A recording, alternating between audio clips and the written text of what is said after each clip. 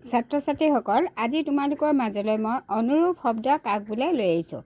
জোৰ দি বুজাবলৈ বা একেধৰণৰ আন বস্তু বা কথা বুজাবলৈ কেতিয়াবা একোটা শব্দৰ আগত বা পিছত প্ৰায় তেনেধৰণৰ শব্দ বা শব্দাংশ ব্যৱহাৰ কৰা হয় আৰু তাকে অনুৰূপ শব্দ বোলে।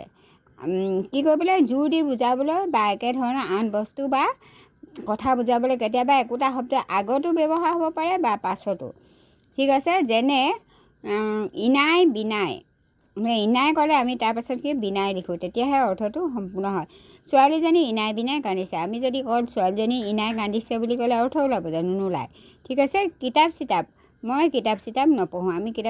মই কিতাপ নপঢ়োঁ তেনেকৈ ক'লেও হয়, কিন্তু আমি প্ৰায়ভাগ কওঁ কিতাপ চিতাপ নপঢ়োঁ। গা পা। মই গা পা ধোৱা নাই, এনেকৈ কোৱা হয় নাই? ভাত চাত। মই ভাত চাত নাখাওঁ। ঠিক আছে, ইয়াকে কি বুলি কয়?